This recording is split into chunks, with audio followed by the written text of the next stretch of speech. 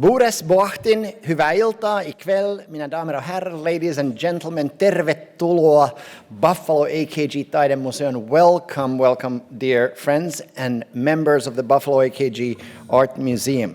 Welcome to the Stanford and Judith Lipsey Auditorium.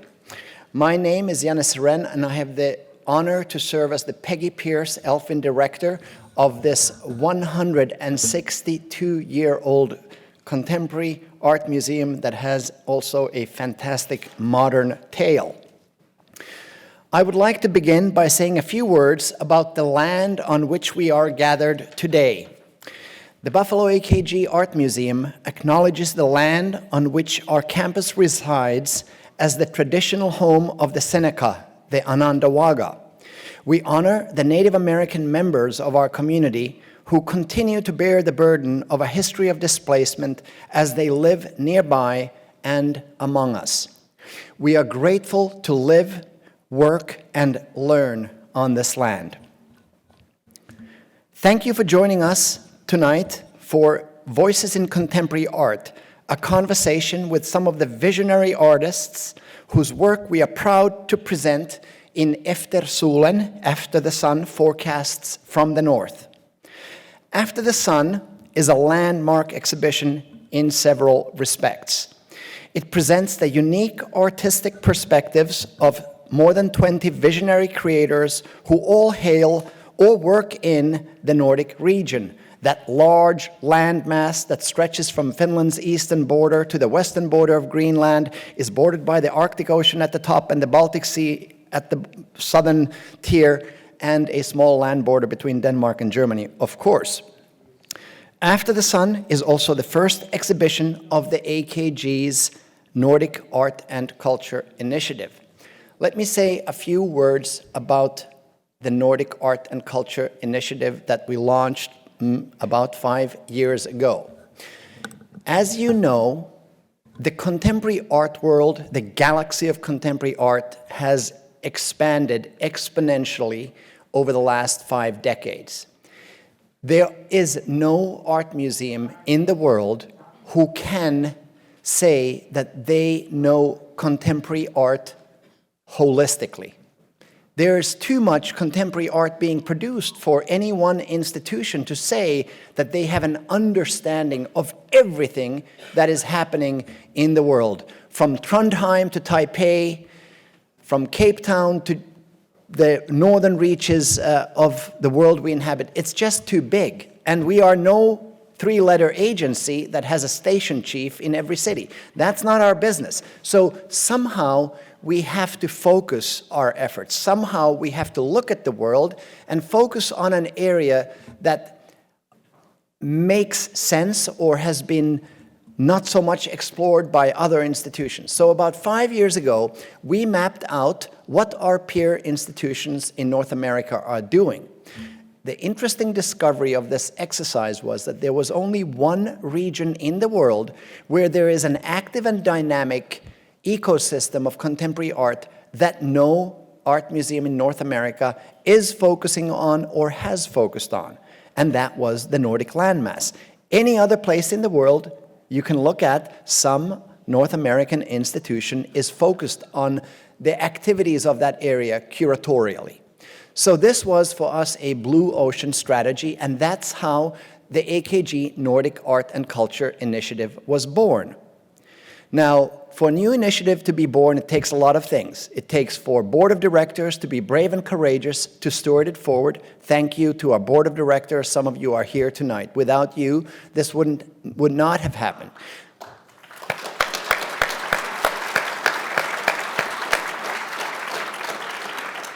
It also takes courage and vision on behalf of the staff who will run this initiative for the years to come. Our chief curator, Kathleen Chaffee, and her colleagues embraced this new possibility with an open and explorative mind, and we are just starting to see the fruit of all the work that they have been doing with the rest of our colleagues over the past half a decade. One of the key linchpins of this initiative was the hiring of an individual who knows the Nordic region, who will be our boots on the ground in the Nordic region, because you have to be in a place to somehow know it. And that's Helga Christoffersen, our curator for the AKG Nordic Art and Culture Initiative. Helga is here. I should say that Helga is miraculously here because she has just stewarded into the world another amazing human being, Mika. Woo! Indeed. Okay, I've gone so far off script that now I'll have to really be creative to get back to script. I should also say that I do not have the power to issue statements like the mayor of Buffalo, Byron Brown, who can issue a day like, today is Stanley Whitney Day, he said a couple of months ago on the occasion of the amazing opening of Stanley Whitney's retrospective curated by our chief curator, Kathleen Chaffee. But while I lack that power, I will do this. Exactly 2 years ago on this day, exactly 2 years ago on this day, we had a group of people, donors, supporters, artists with us at the Venice Biennale, the Venice Biennial exhibition. And I did not, but a colleague of mine received word that we had just on this day, 2 years ago exactly, concluded the $230 million capital campaign that empowered and enabled us to build this museum for this community. The person who received the message was our deputy director, Gillian Jones, and hereby I declare this day the Gillian Jones Day, because without her, we would never have raised that money. Now, all of you in this room have been a part of this journey. All of you have made the Buffalo AKG. In one way or another, you have contributed to the becoming of the Buffalo AKG. I'm not here because I did it. I'm just here channeling all the work that you have done. You built this place, and you should be so proud of the work you have done. Every time we show this museum to visitors from near and far, they are blown away by the work you have done. So be proud of what you have done. You have built Buffalo's 21st century future. It would not exist without you. The Nordic, well, this is to you, really. Now, the Nordic Art and Culture Initiative also required some funding. And since World War II, we haven't really had a tradition of private philanthropy in the Nordic region. So during COVID, I traveled back and forth between Buffalo and the Nordic region about 30 times in half-empty airplanes using my Finnish passport and American green card, and was able to, miraculously, I guess, because I was able to get these appointments with people who are usually very busy, get time in their busy calendars, and was able to knit together a network of 70 people who donated generously without any tax incentives or any perks to make possible the AKG Nordic Art and Culture Initiative for the next 60 years. The Nordics contributed, private individuals in the Nordics contributed in total more than $10 million to Buffalo. Many of them, 66 of these 70 families had never been to Buffalo, and yet they send their checks and money over. So Buffalo is grateful, and this is an applause we should give.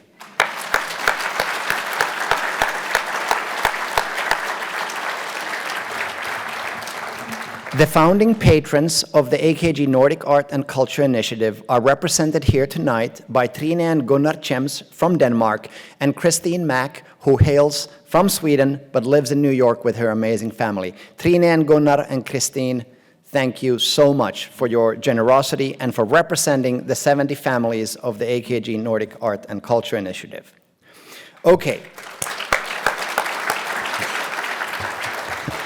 I was here, by the way, yesterday, and it was the State of the County address, and there were a lot of applause, and I thought, whoa, I never want to do a talk where people have to applaud so much, so let's hold it to the end. Okay. Since 2020, when Helga Christoffersen joined the team, she has been expanding our horizons, our understanding of all that art that emerges from this Nordic landmass that I referred to previously, and that is unknown in the United States. And when you go through her exhibition, you're going to see works by artists whose works have never been shown in a North American art museum before. This is their first go at it. think of that, and then as you go through the older parts of the museum, the Wilmers building, and you look at the Picasso or the Pollock or the Warhol, the first Warhol to ever enter any art museum's collection, you can see that we are still staying true to our mission to sniff out the artistic revolutions of tomorrow before tomorrow thinks of them as such. That's still in our DNA, and the exhibition we are opening tonight, that you are opening tonight with us, is a manifestation of that pioneering spirit. So just in a few moments, Helga will be joined in conversation by artists whose works are in this exhibition: Sigurður Ámundason, Ragna Bley, Sara-Vide Ericson, Timimie Märak, and Lea Porsager. Each of their works is featured in Efter solen, After the Sun, and this is really a unique opportunity for audiences in North America to see their works for the first time in this range and capacity. Before they begin what promises to be a stimulating conversation, I would like to thank a few of the many incredible individuals who have brought us to this moment. Helga I have already thanked, but keep in mind, Helga had to tend to little Mika, so as we do at the Buffalo AKG, when one of our team members is tied up, another one steps in, and that's Charles Baalbach, Chief Curator, Kathleen Chaffee, who took Helga's role in terms of installing and bringing this exhibition across the finish line. It's never easy to pass that baton, but the way these individuals work together, it is like ice hockey at its best. I also want to thank our registrars, led by Head Registrar Denise Mahoney, our art preparators, led by Head of Art Preparation, Ryan McDaniel, and our publication department, especially Matt Connolly. Now, these professions may say nothing to you. What's a registrar? What's an art preparator? Listen, to move art from one country to another and from a crate onto a museum's wall is no small business. It is like a well-rehearsed ballet. And these individuals, sometimes they work night and day, they overextend themselves. I'm both honored and humbled to work with these extraordinary individuals who literally make the magic happen that's on the walls of those galleries when you walk there. So let's give the team at the Buffalo AKG a big hand.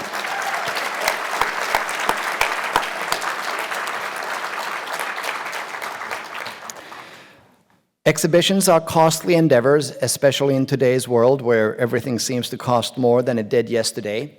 After the Sun is supported by the New Carlsberg Foundation in Denmark and North Cape Wealth Management. Thank you, Gina and Eric O'Neill. You are right there. Thank you for your incredible generosity. I know that you have a close bond with the Nordic region, and this exhibition is a manifestation of the work you do. Thank you. Additional support is provided by the Danish Arts Foundation and Frame Contemporary Art in Finland.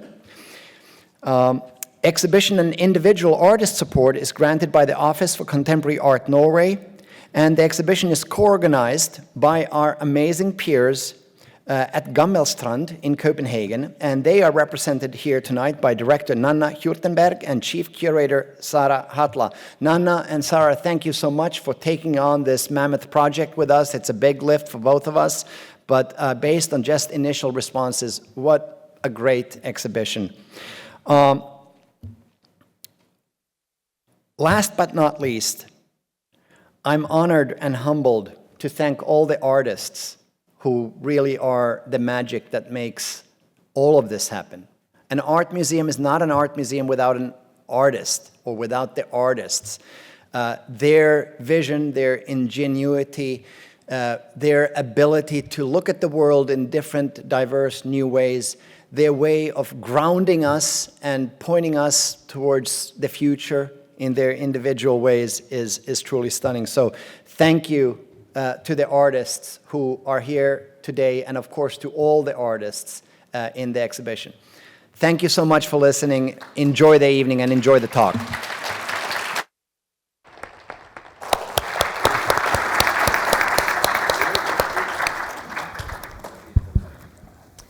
It's such a pleasure speaking to you tonight. We have a short moment together. We have 5 incredible artists on the stage. And I'm hoping that this will give you just a brief insight into the exhibition that we've put together and these artists and the works that they're sharing with you. We will go through a round of introductions, some conversations here on stage, then we'll open up to questions, and then we'll end with Timimie's beautiful performance that will close the session. Before we start, I also, because this is my opportunity to give thanks, I want to really thank the team here, all of my colleagues. From the bottom of my heart, it's been incredible working with you, and you've made magic happen and went beyond what I could ever imagine. So really thank you so much. Of course, thanks to the artists who are here. You will also be thanked many more times, as many as I can. Thanks for being here, for making the way. It's truly special to sit here with you, and it makes this whole exhibition so meaningful for me as well. So starting by sharing this exhibition with you very briefly, it's called After the Sun. It's an exhibition that thinks about the state of our environment right now, at this moment in time. We're looking at the Nordic region, as Janne just introduced. Obviously, that from the beginning made me think, how do we even look at this geography today? Historically, we connect the region very much within an artistic tradition of depictions of landscape. We made a landmark exhibition here in 1912, the Scandinavian exhibition, where we brought many works from the region here for the first time. That's interesting also to think, how are we doing this now, today, again? I very much decided to focus on a young generation of artists, also, again, as Janne mentioned, very much in our DNA. I wanted to present works here that have never been shown before, and voices that are really unknown to this context. As soon as I started opening up conversations with artists who I saw were depicting the environment and what's around us, I also noticed that many of them had different answers given to me. It was not straightforwardly, I am reflecting on nature or the state of our ecology, or I'm making beautiful images. It was more conversations of grappling a certain question or ambiguity about how we even relate to what's around us. So the show really, if boiling it down, I would say it's asking the question of, how do we depict nature today? How do we depict especially landscape today? It's something that has a very romantic tradition behind us, and yet I would say that these artists and the works that are gathered, they may be telling us that it's first of all not easy, and it comes along with a whole lot of baggage of questions you necessarily need to ask when doing so.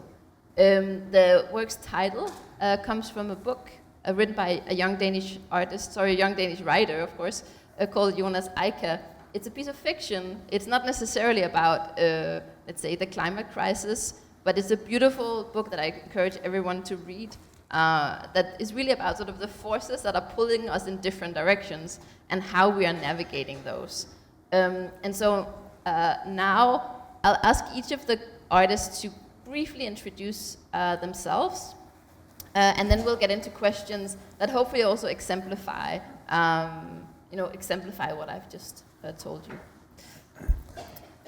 Hello, my name is Ragna Bley. I am showing the work. It's a large painting in the first room that is hanging, a loose hanging. I was born and raised in Sweden, but now I live in Norway, Oslo, and work there. I work mainly with painting, and often large scale, but often interacting with other elements such as sculpture, or have a kind of close relationship to text or fiction, and sometimes that's something I show, and sometimes that's part of my process. And I would say that my work is somewhere between abstraction and representation. And that's a space that I kind of seek out, an ambiguity or something that you can kind of grasp, but you don't really know what it is, but it still has some sort of nod to something that you can recognize. And hopefully that opens up for quite a wide range for impressions when you're looking at it. Yeah. Ures. Mon nom är Timimie Märak. Jag målar aktiv spoken word artista, Arctic indigenous aktivista, mot pronomas läsan. Och jag kommer och jag är stockholman. Det är här, London. Hi, my name is Timimie Märak. I'm a spoken word artist, a poet. I'm an activist. My pronouns are they, them. In Sami it's easier because we only have one, which is son. I'm from Jokkmokk, but I'm also raised in Stockholm and London. I've never been part of an exhibition before. I am a poet and a storyteller, so it's the first time my words are legally on a wall. Imagine how art changes. Sometimes you have to pay to speak the truth, and sometimes you get paid for it. So it's lovely to be here. My name is Sigurður Ámundason. I'm an artist. My work in the show is a large drawing. It is in the, I don't know the name of the room, if it has a name. When you enter the exhibition, it's on the room to the left.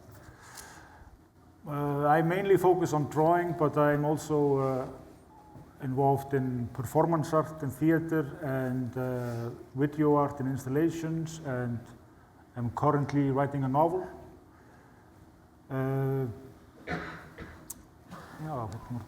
So I have kind of a grandiose ideology regarding art, and I think very highly. That's me. About I do very much apologize. I did not want to be late, but I forgot about the time difference, so here we are. It's a wrong clock. What was I? So yeah, I have a great, I think very highly of art, and I think that in these times that we live in, there are lot of sciences and psychological terms for the human experience or the situation that's going on in the current times.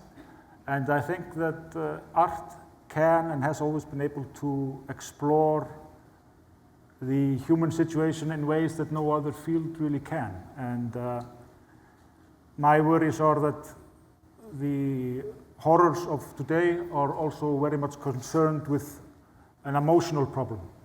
So I try to expose my own emotional problems, whether it's on paper with drawings or in other different settings. Yeah. Oh, it's me. Yeah. My name is Sara-Vide Ericson. I'm a hunter-gatherer painter. I live up north of Sweden. One important thing about my painting process is that I leave all the paintings before I paint them, because I have to have them through my own system or my own body to. I'm actually thinking I'm transforming. I'm in a process of becoming painting slowly. You know, the last 10 years has been about that, and I see the future going in that direction more and more. This is a supernatural helper. It's not really in that size, but they are pretty big. Some of them, the paintings. I did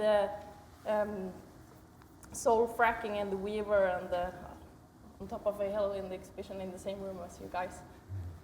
I live in the landscape where I also work very closely to the materials. I bought this was because when I saw her, she was like a living image of the first drawing, the first paintings in the world in the south cave of in La Perche. Sorry, South French. So I was like, I need to buy her. She's broken because I needed a horse, but I didn't need a broken horse. But I needed her because I needed her for being a painting. And but I also did understood that she was. I had to put her down because she wouldn't, work as a working horse. So I painted her and then I put her down. Yeah.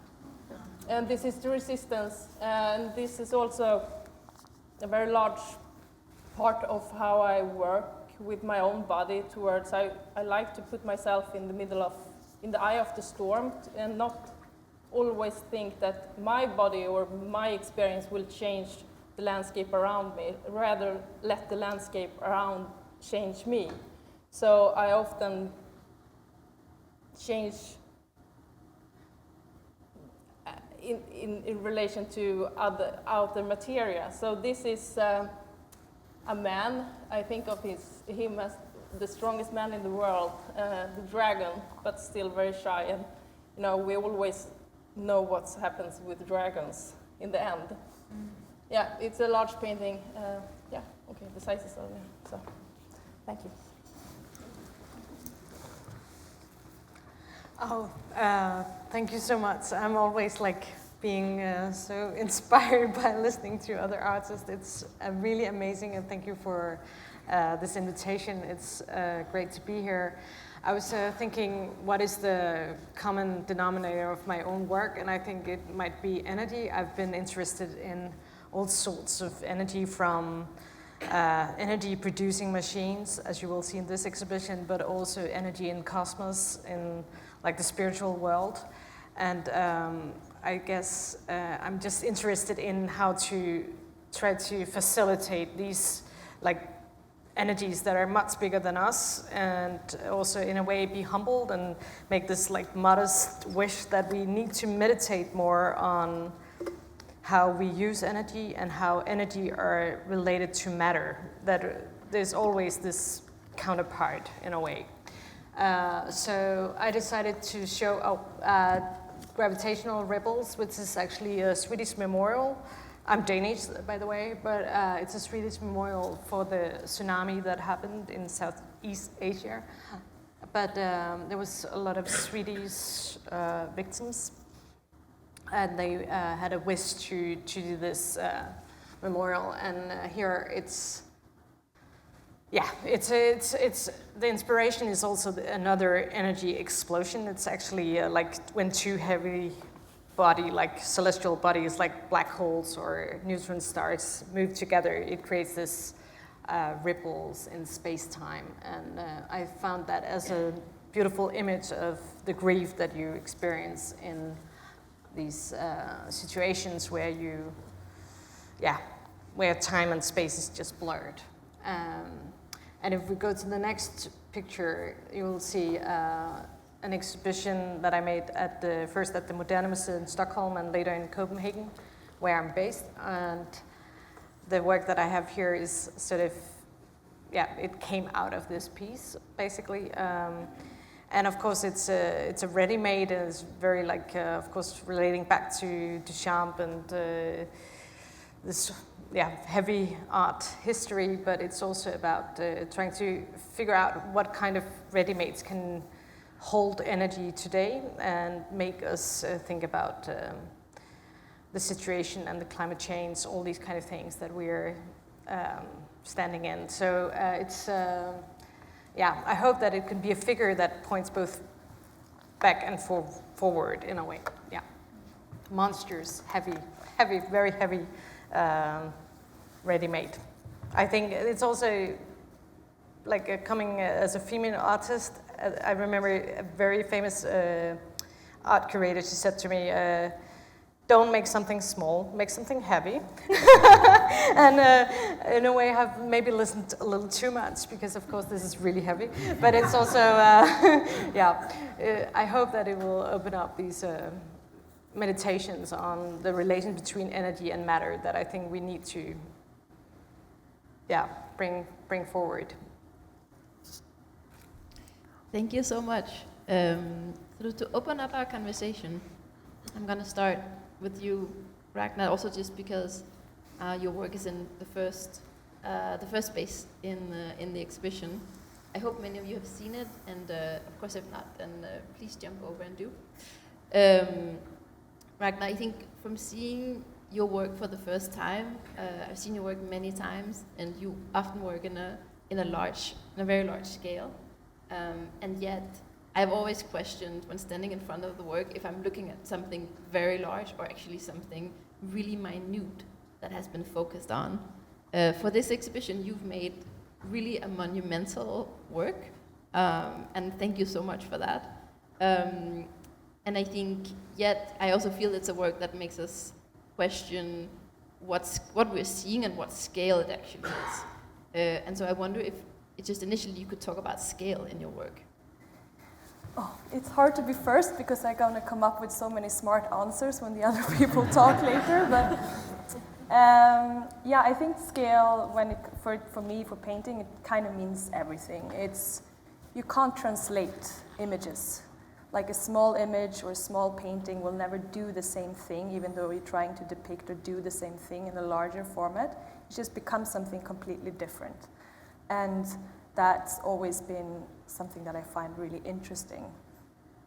So, like, I guess you're asking about the scale, like, of the depiction or what's in the work, and then also the scale of the work. So, if it's like the scale of the work, it was actually something that I started with my last year in my master degree. I had a very small studio, and I was quite stuck in, like, I don't know, I was like trying to make a certain type of work that looked like art that I had seen, or like to fulfill an image or make a painting that kind of worked.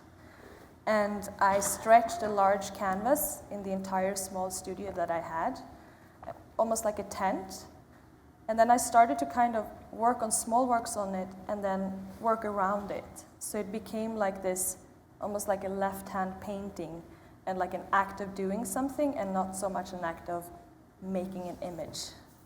So that was sort of a way into a different relationship to painting that's not so much about a depiction or like making something that looks like something, but a kind of physical relationship to a surface, basically, and to paint.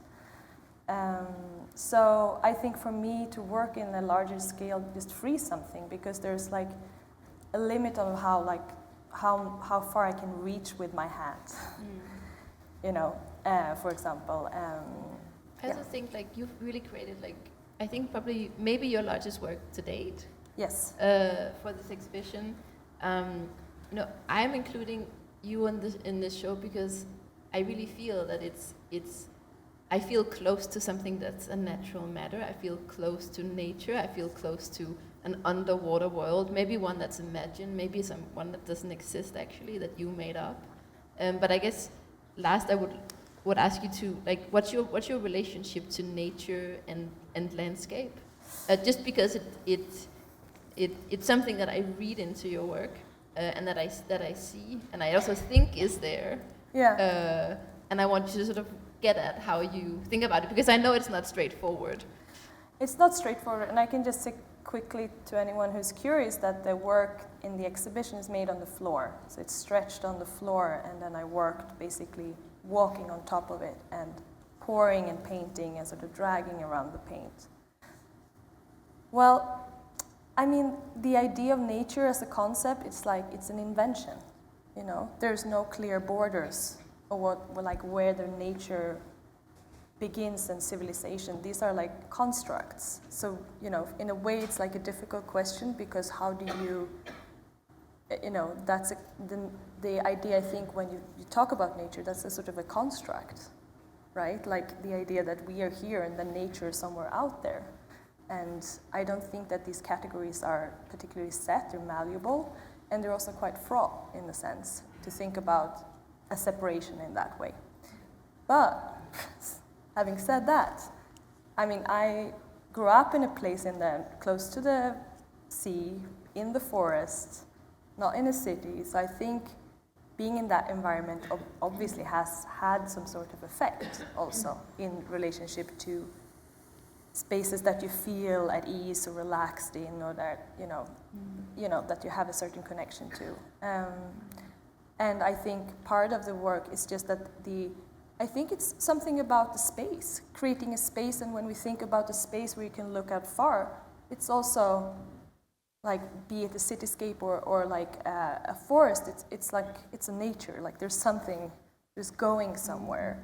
And in a sense, I mean, I hope I can create these spaces that there's like there's something you see, but there's also a certain void. Thank you. Sara-Vide, I'm going to jump to you. I'm going to jump to you. That's so evil. Yeah. No, just because I feel it's Timimie, you are maybe the artist in the show that has depicted the most, let's say, recognizable, straightforward, very large scale, beautiful landscape, right? And I think I'm interested in your work because on the one hand, I think if looking at your body of work, you very much deal with landscape and nature, the one that surrounds you. Yet it's also in a way that very much situates us in our time now, in 2024. You are there. It's also, when you look close, it's also not the romanticized nature. You're not, in a way, you're not trying to impress us or show us something beautiful. You're quite frank about what you're depicting. And I guess I want you to talk a little bit about what kind of nature do you want to depict in your work? The strange thing is that the landscape or the nature is nothing external to the canvas. I think of the painting as, that the landscape are playing a subject matter, in relation to what actually happens when the canvas takes form, when we so of course there's a landscape that I know that landscape from, I was raised by wolves in that landscape, and that's important that it is, because in the same way I could paint blindfolded in the studio, because I in the same way I can use myself towards the landscape because I know where the light is going to be that harsh in that season, and I know how the ice will crack, and that. So it's an important knowledge to have, but I'm not specifically interested in the landscape, in the outer landscape. I'm interested in what in the outer landscapes that makes us have to have it for our inner landscapes all the time. And something that strikes me in your work is that on the one hand you really engage with the landscape, on the other hand there's almost always a human figure in your work, and you somehow depict the landscape, but you always have that person there. And I think that's something that for this exhibition really reminded me that these two things are first of all not separate, and we actually can't look at the landscape as the thing out there. Like, it's really the thing that you move through all the time and that you are in all the time, and you insist on that as a painter. And I find that extremely interesting.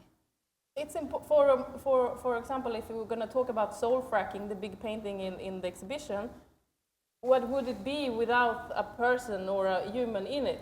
Then we would have no scale for nothing. And what's interesting is, with all good mathematics and drawing is, the difference between different coordinates.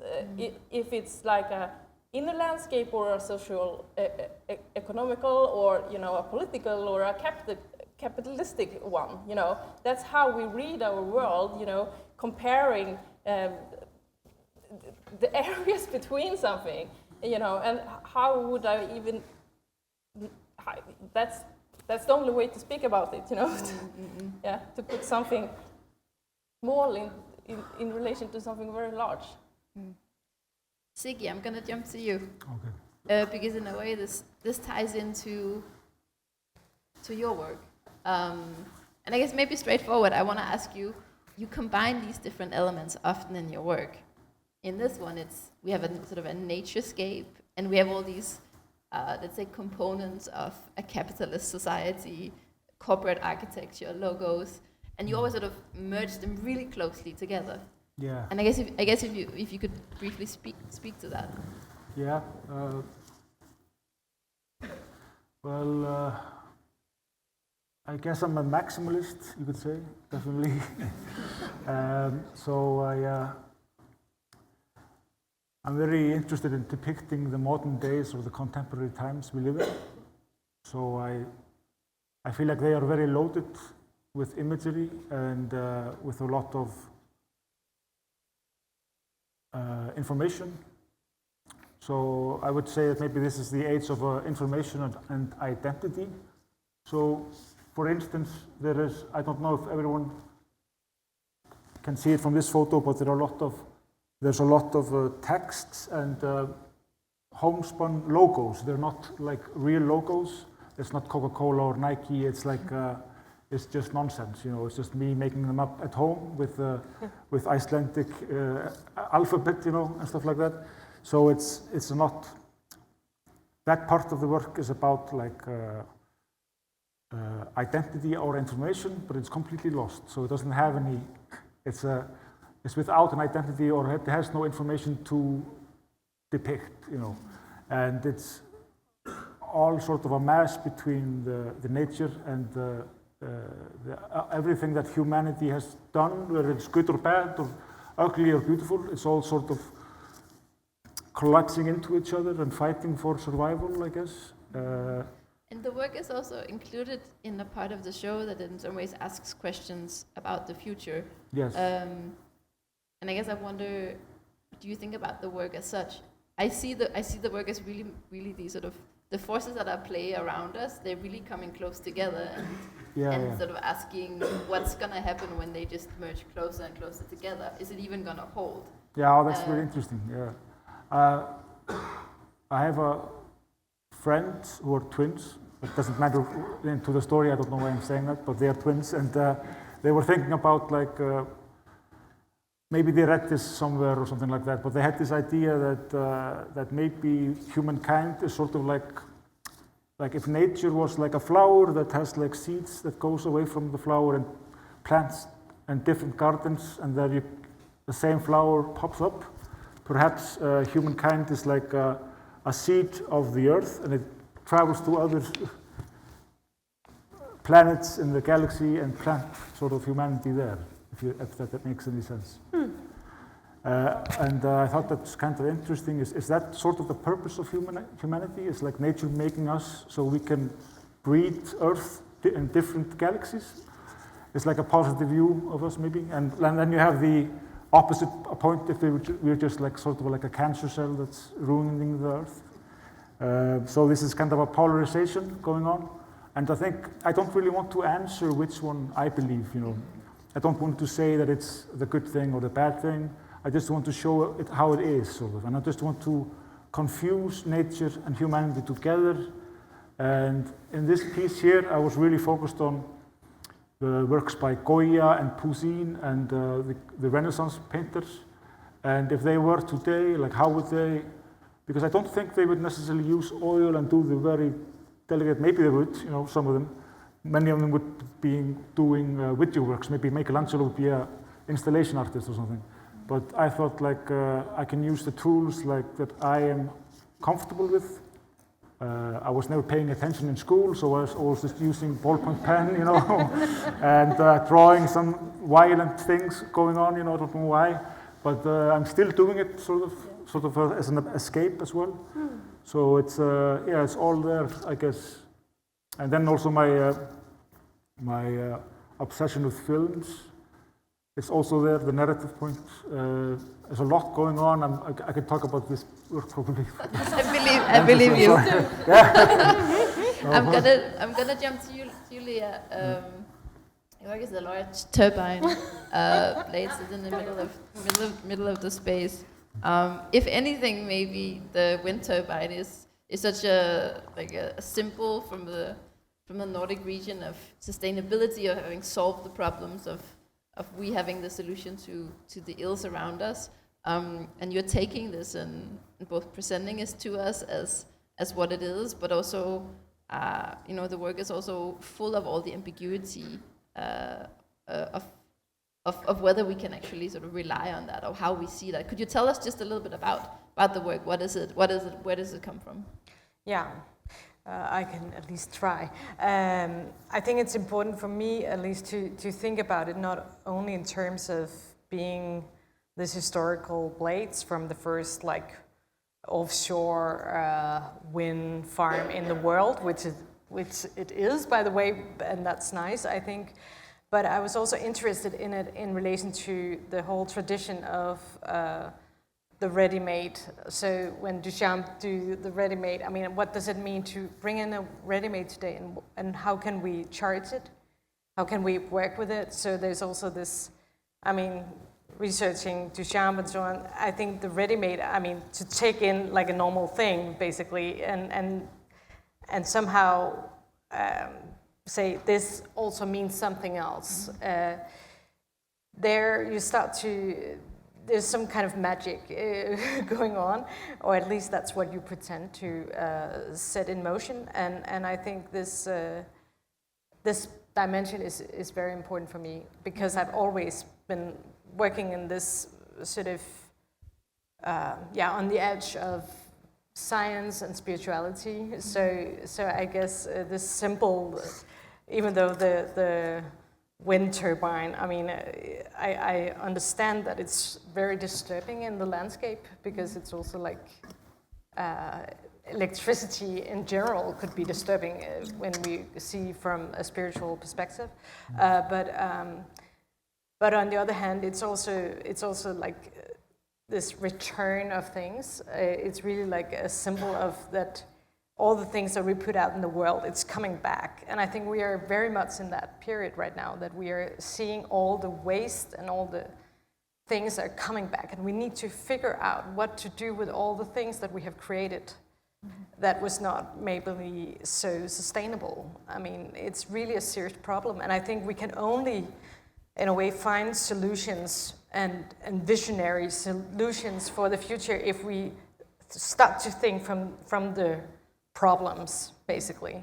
So this is a place to, I mean, it is really an invitation to make a meditation on even the things that we could maybe say, okay, this is sustainable. I mean, for me, it was really a symbol of sustainability. When I was a kid, we had one in the backyard. It was really like the commune. It was like that was the future. and then, okay, there's also limits. And there are limits to how much energy, how much we can use, basically. Timimie, to ask you, you've made a beautiful poem that's on an entire wall in the show. It can also be taken away, so I encourage all of you to take it home with you and read it over and over again. I think I came to your writing and your spoken word poetry with really a fascination of how you combine words and perspectives and opinions in such a fluid way, yet when you listen and read through, you find yourself taken from one side to the other, or from one perspective to the other, or from one question to the other. And I guess I want to ask you specifically about the poem that we see in the show, how that came about.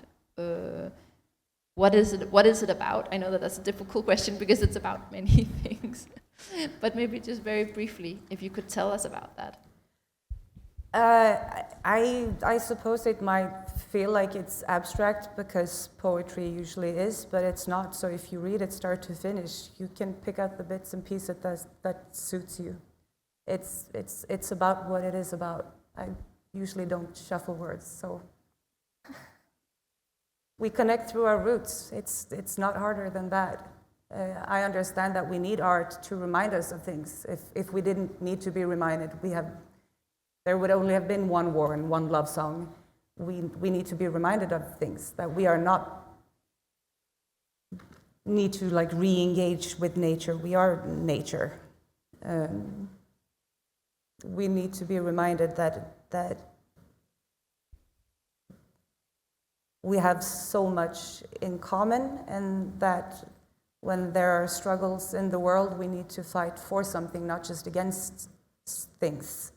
So the thing you said, what we are supposed to do, I mean, I understand that people are like sorting out like plastic and paper and metal, but we have fucking billionaires.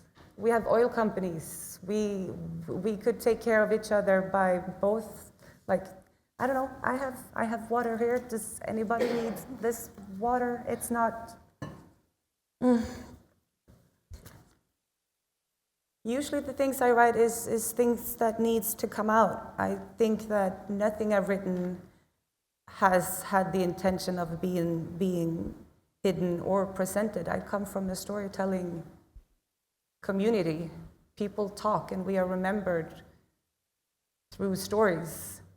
I mean, it's a big day when somebody's like, I've heard of you, and people usually say, only good things, I hope.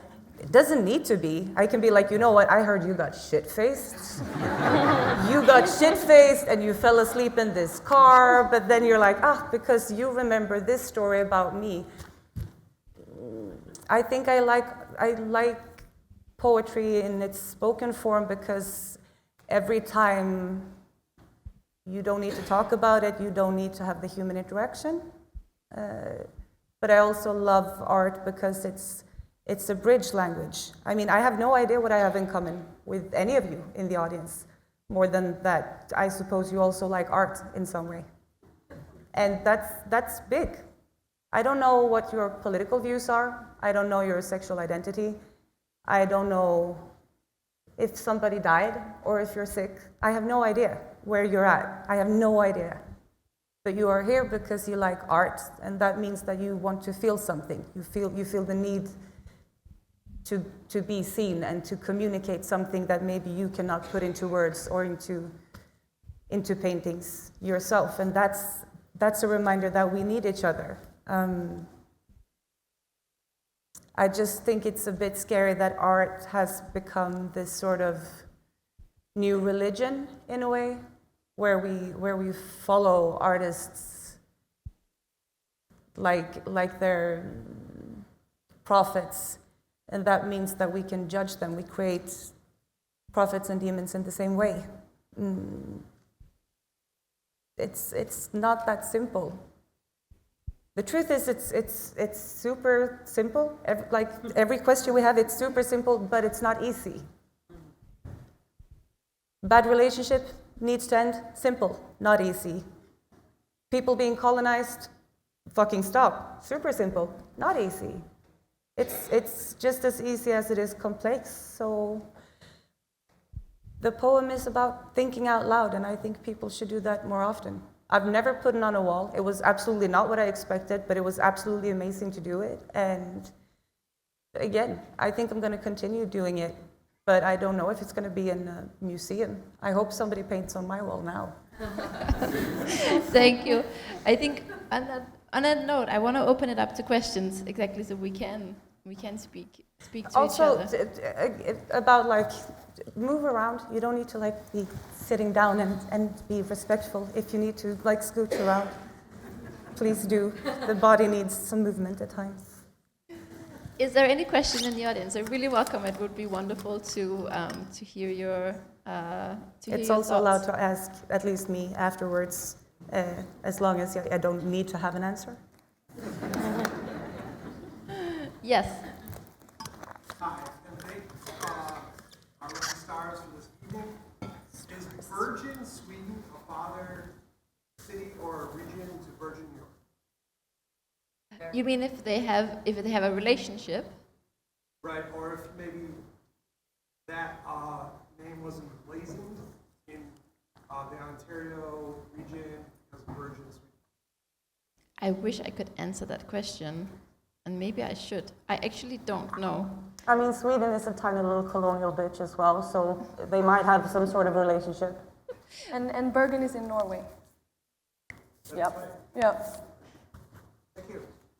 But I guess I want to say that also, without being any expert, this particular area, or at least Western New York, does have the East Coast in general does of course have a very long history of immigration from the Nordics, and there's many communities to find both today and if you go back historically that have roots in the Nordic region. So some of those names might surely come from there.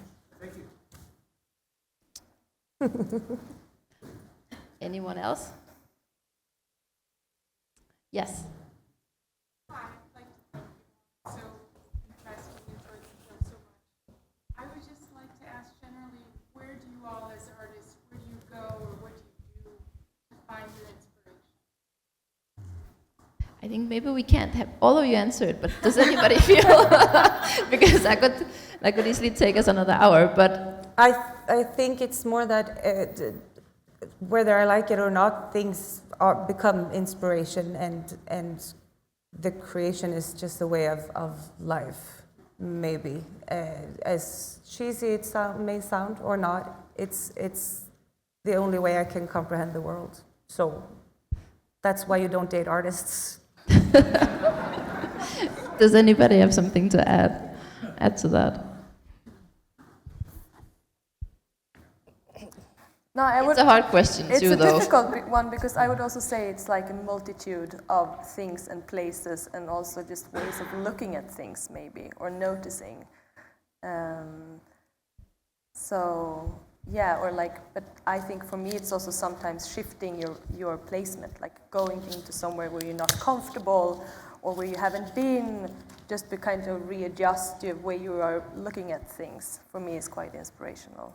That I feel a little bit like, I don't know really where I am or what am I supposed to do or what is this? That kind of resets my thinking. I think a good thing is to put yourself on the edge, you know, to do something that scares the shit of you, and also put yourself in an element, you know, in a regular way is when you're younger to drink that you are so fucking drunk so you cannot even stand up. But, you know, but that's not, you know, you cannot continuously do that because, so then you can, in the 40s, you can buy a horse that are not even ridden and start to ride it in the woods. You know, that's completely super dangerous. And it's actually puts all the alarms in your body on. And, you know, and it makes you very mottaglig. Yeah, suddenly receptive. Thank you for feelings, you know, emotions, everything that comes from the outside, and suddenly you are not so important anymore. And that's something that's, I think, it's very important for an artist to forget about your fucking self and you know to start to, you know, look through the window that are the world. But do you feel like you have to put yourself in those situations? I feel like I have to do the opposite of trying to find a place. I think that the art is the place I go to rest because everything is a struggle. I mean, mixed indigenous, professional homosexual, femme passing, everything I do is seen as activism or bravery. To put yourself in positions of, I would say that that's like, art is the resting place and maybe the edge is then allowing people to get to know you. Ja, men Timimie, självskadebeteende är ju också liksom en aktiv sak i läkande. Så att... Hur då? Ja, okej. We can take that later. Maybe. I think we have maybe time for one last question. I think we may have time for one last question. I don't have a question, but I do have a comment for you. I've spent the last close to 25 years in the climate world, doing climate modeling, climate strategy. I've been in the fields in the jungle looking at the human impacts that we've had in South America and other countries. Most recently, I spend my time in boardrooms, working with global companies, trying to translate what climate models and what the numbers say. What you've done tonight is beautiful, because it takes something that is sometimes hard to interpret, making it visceral, and having people have a visceral reaction, things that you can hear, things you can see, things that you can put yourself into and say, this is something I'm connected to, this is something that I impact and something that impacts me. So I really hope to see more from all of you, and thank you. Thank you so much. Thank you so much.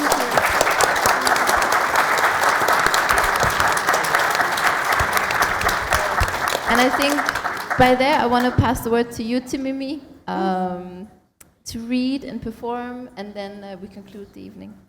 Thank you so much. Can we please applaud everyone? Because otherwise it's going to be...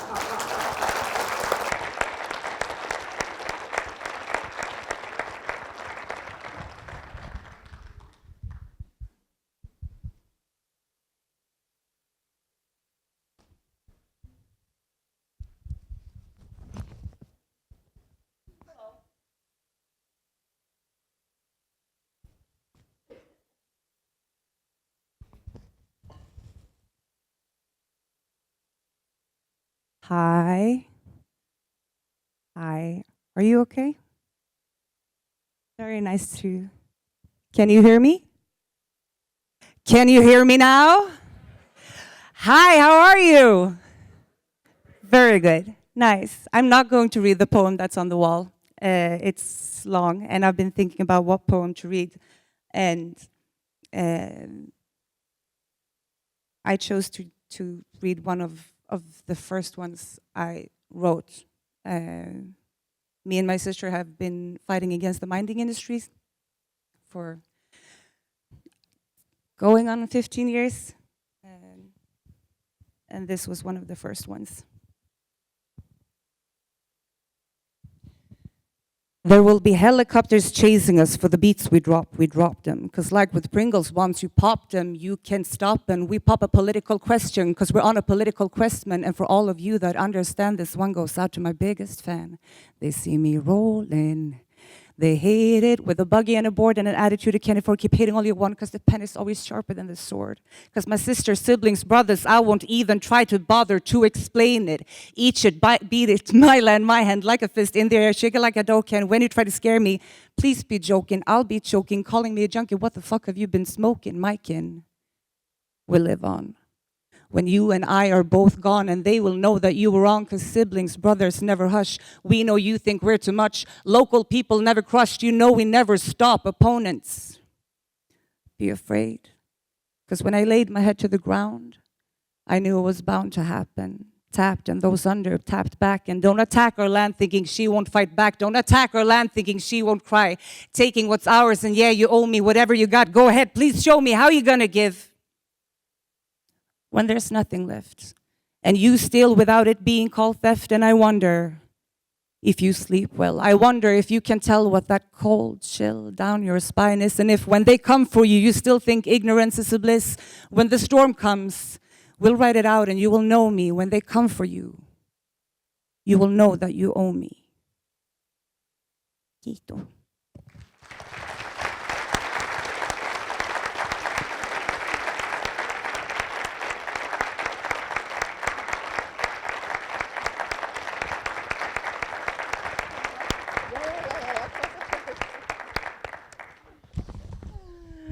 Thank you all. Thank you so much for joining us here tonight. And I hope you have a beautiful onwards journey ahead of you.